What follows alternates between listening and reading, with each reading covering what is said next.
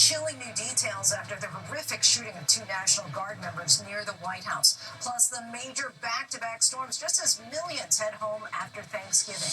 First, the images coming in after two West Virginia National Guard members were shot. Authorities are calling it an ambush attack. New details tonight on the suspected shooter, now identified as a 29-year-old Afghan national.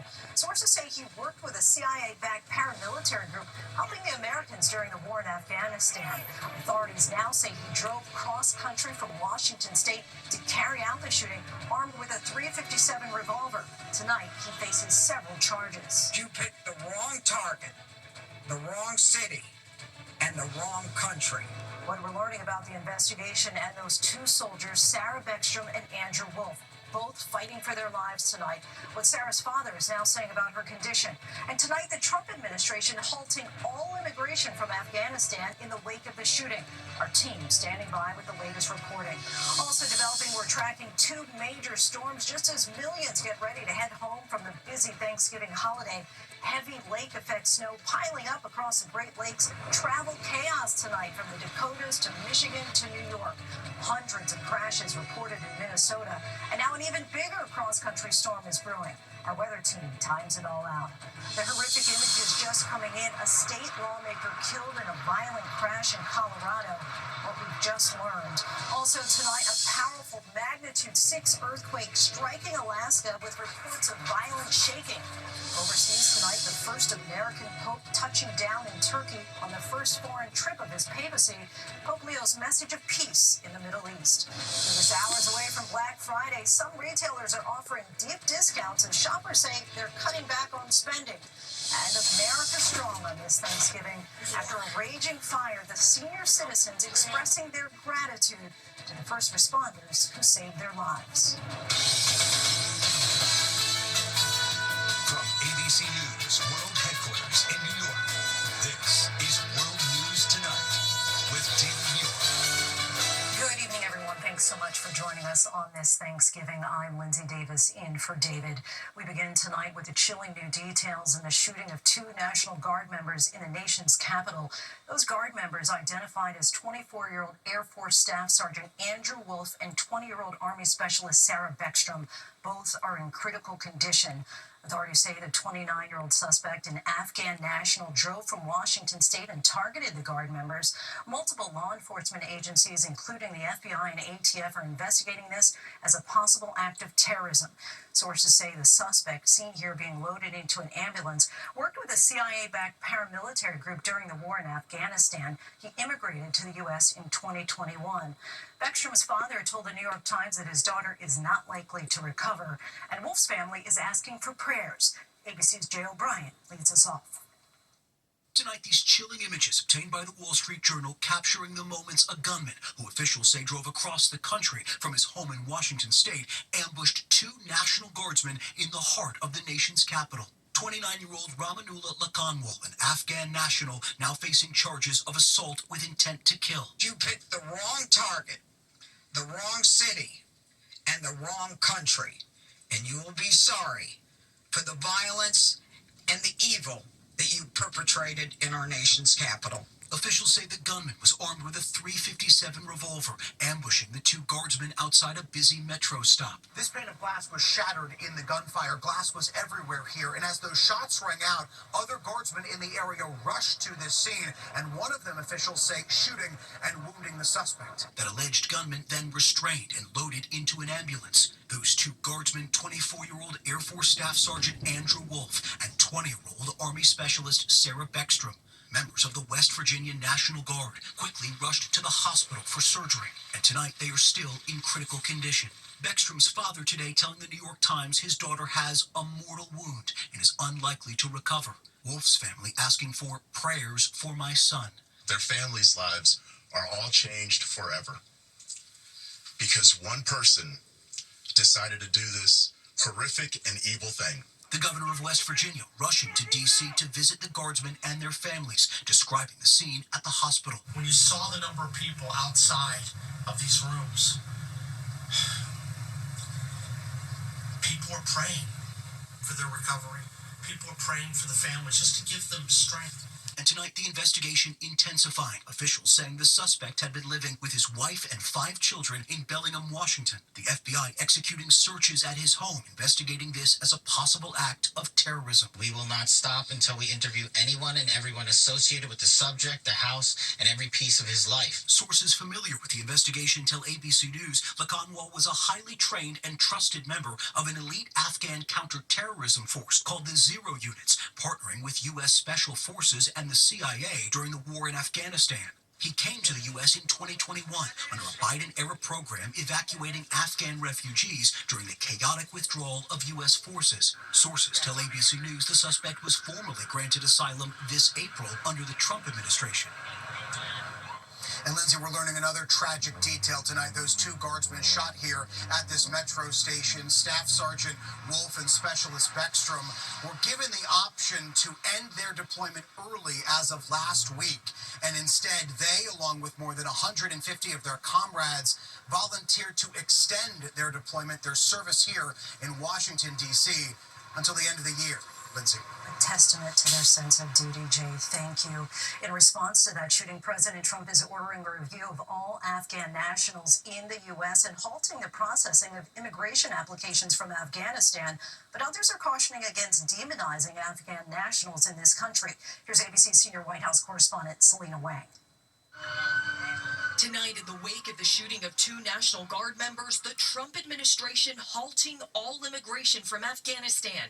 We must now re-examine every single alien who has entered our country from Afghanistan under Biden. The U.S. Citizenship and Immigration Service announcing it stopped all Afghan immigration applications pending further review of security and vetting protocols. According to authorities, the suspect was one of 76,000 Afghan refugees settled in the U.S. in 2021 after the chaotic withdrawal from Afghanistan. Nearly 3,300 of them worked for the U.S. government and were granted special immigrant visas. FBI Director Kash Patel blaming the Biden administration. The prior administration made the decision to allow thousands of people into this country without doing a single piece of background checking or vetting. But law enforcement officials tell ABC News those evacuees were extensively vetted, and the suspect was granted asylum this past April under the Trump administration, just months before Patel pledged to investigate Afghan evacuees in the U.S. for national security concerns.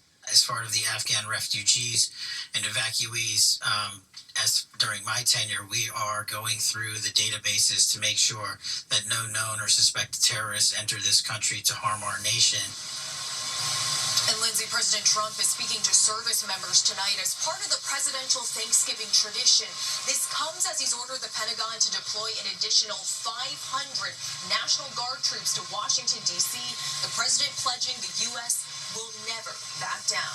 Lindsay? Selena, thank you. We turn now to the weather and major back-to-back storm threats. A new cross-country storm moves in with snow and heavy rain just as millions of Americans head home from their holiday travels. The lake-effect storm system slammed into Buffalo, New York, causing blizzard-like conditions, making for hazardous driving conditions. Here's ABC's Morgan Norwood. Tonight, intense lake-effect snow causing treacherous Thanksgiving travel conditions as that massive storm turns deadly. Blinding snow blasting drivers along the eastern shore of Lake Michigan. The storm kicking up these massive waves. Those on the road today here in Springville, New York, outside Buffalo, facing blizzard-like conditions. This tree crushing a car. Plow drivers working overtime, trying to keep up. More than a foot of snow and powerful winds expected to slam the region. I'd like it if I didn't have to shovel it. In Minnesota, more than 400 crashes reported in the past 24 hours. 600 vehicles skidding off the roads, tractor trailers piling up. Tragically, police say one man was killed by a falling tree while clearing snow outside his home near Duluth. And tonight, millions bracing for an even bigger storm, threatening to upend the trip back home after Thanksgiving. Major airlines, including United and American, already offering waivers for travelers through Chicago, which could get hit with more than 6 inches of snow. TSA expecting to screen more than 3 million passengers nationwide on Sunday alone. Flyers are already frustrated. The trip was a little hectic. It was delayed, and then there was turbulence. It was stressful. And Lindsay, ahead of that next cross-country storm, experts urging passengers to download their airline's app. And if your flight is disrupted, call and get in line. Lindsay? May be necessary to do both. All right, Morgan, thank you. Let's get right to meteorologist Jeff Smith from our New York station, WABC. Jeff, sounds like round 2 is on the way. Tell us about this next cross-country storm. Yeah, we're tracking that cross-country storm, but during the next 24 hours, it's all about lake effect snow over the eastern Great Lakes, 6 to 12 inches. We're talking places like Cleveland up to Erie, up to Jamestown, just south of Buffalo, between Syracuse and Watertown. Could be whiteout conditions right through the day tomorrow. No big surprise. Lake effect snow warnings in those areas. And look, already hoisted ahead of that big cross-country storm, we have the winter storm watches and warnings from parts of the Dakotas through Iowa, through portions of the Midwest, including Chicago, all the way to Indianapolis. Let's time it out for you. During the day tomorrow, snow moving from Montana into the Dakotas, all the way into parts of Iowa. The most high-impact day in terms of winter weather by far will be Saturday. We're talking major hubs, Minneapolis, Chicago, Omaha, all the way down to St. Louis, receiving heavy snowfall, rainfall off to the south. And when I say heavy snow, I'm talking 6 to 12 inches from Des Moines to Chicago down to St. Louis, all the way east to Indianapolis. That snowfall becoming heavy in the Ohio Valley into Saturday night and moving on to the East Coast on Sunday. But by then, it's rainfall and it's a weakening storm system as it approaches the I-95 corridor. Lindsay? And we know you'll be tracking it for us, Jeff. Thank you. Now to the horrific high-rise inferno in Hong Kong. New drone footage shows the scorched buildings. The number of dead now at 94, more than 70 others injured. Hong Kong's chief executive says crews have lost contact with nearly 300 people. 3 construction executives arrested on suspicion of manslaughter in connection with alleged flammable materials. Now to Russian President Vladimir Putin breaking his silence on the Ukraine peace plan and doubling down on his hardline demands to end the war. Putin also questioning Ukrainian President Zelensky's legitimacy. ABC's chief foreign correspondent Ian Pannell reports from Ukraine tonight. Ian? Yeah, Lindsay, in a strident and often uncompromising speech, Vladimir Putin saying it's pointless to sign any documents with President Zelensky, claiming he lacks legitimacy. The Russian leader making a series of hardline statements today that are the most extensive comments he's made on the new US peace efforts, ruling out a ceasefire unless Ukrainian troops withdraw, claiming his troops are doing well. Remember, the US acting as mediator between the two sides, with delegations expected in Moscow and Kyiv to start talks after Thanksgiving, with pressure from President Trump for a peace deal. Lindsay? Ian, thank you. Next tonight, Pope Leo's first foreign trip with a message of peace and unity. Leo kicking off the 6-day journey in Turkey and Lebanon. The Chicago native offered Thanksgiving greetings to Americans. ABC's Britt Clennett is traveling with the pontiff. Tonight, Pope Leo landing in Istanbul as part of his 6-day visit to the Middle East, the maiden trip of his papacy. There he is, the first American Pope on his first foreign trip. Pope Leo bringing a message of peace and hope to this conflict-ridden region.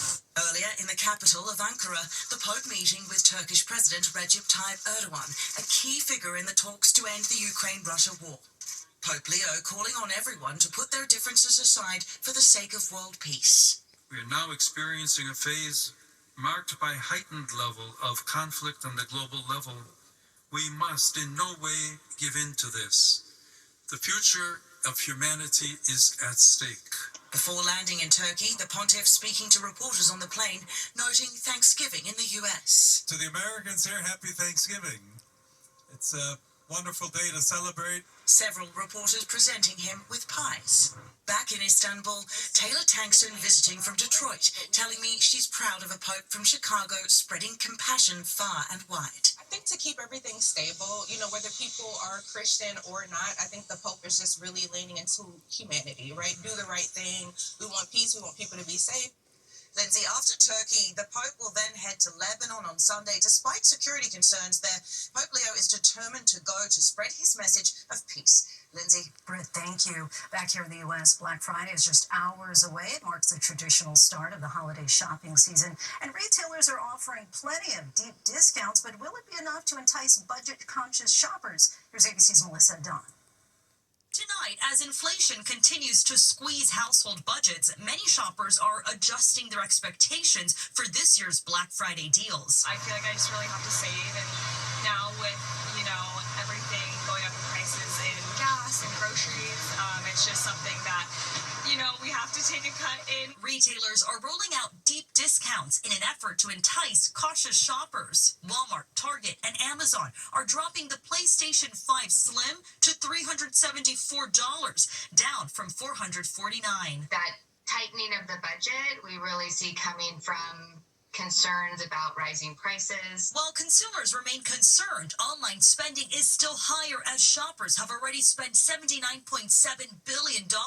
That's up more than 7% from last year. Hopefully find some good deals. While many retailers are making significant cuts to their prices, others are focusing on flexible payment options, offering buy now, pay later plans to ease the financial burden for those still uncertain about their holiday spending. Lindsay, it's not just Black Friday, but also Cyber Monday, which is the biggest shopping day of the year. And experts say come Monday, buy now, pay later will peak. Lindsay? Melissa, thank you. Now to Europe and a helping hand for Army soldiers spending the holiday overseas. U.S. Ambassador to NATO Matthew Whitaker helped dish out Thanksgiving dinners to troops in Lithuania. Whitaker thanked the troops for their bravery, courage, and sacrifices. When we come back, we're just coming in reports an American has been killed in the Caribbean. What we're learning, the powerful earthquake striking Alaska this Thanksgiving. New video shows the shaking. Tragedy on a Colorado highway involving a longtime state lawmaker, and in Michigan saying thanks after a fiery disaster. Next tonight, a tragic crash leaves a lawmaker dead. This was the scene just south of Denver. Colorado police say Democratic State Senator Faith Winter died in last night's multi-car accident on Interstate 25. Authorities say 3 other people were hurt in the crash. Winter was 45 years old. And a powerful jolt in Alaska. A 6.0 magnitude earthquake rattled the state this morning, shaking homes like this one in Anchorage. The quake was centered about 30 miles from that city. No major damage or injuries were reported, but it did bring a scare like this child watching TV when his family's living room started shaking. When we come back, a man from Colorado found dead in the Caribbean, a murder investigation now underway. To the index now, the death of an American in the Caribbean. A murder investigation is underway in Trinidad and Tobago.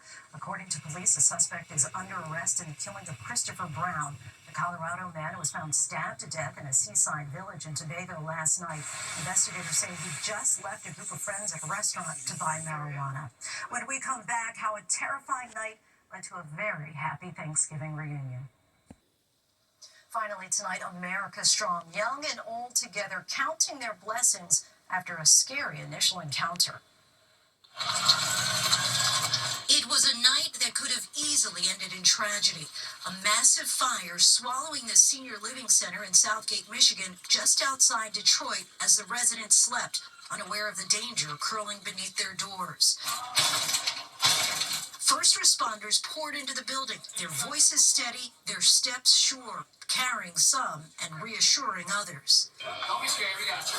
Refusing to leave until all 81 residents were accounted for. I've never been that scared in my life. Tonight, that fire is long extinguished, but the bond between these seniors and their rescuers burns brighter than ever. I don't want to just shake your hand.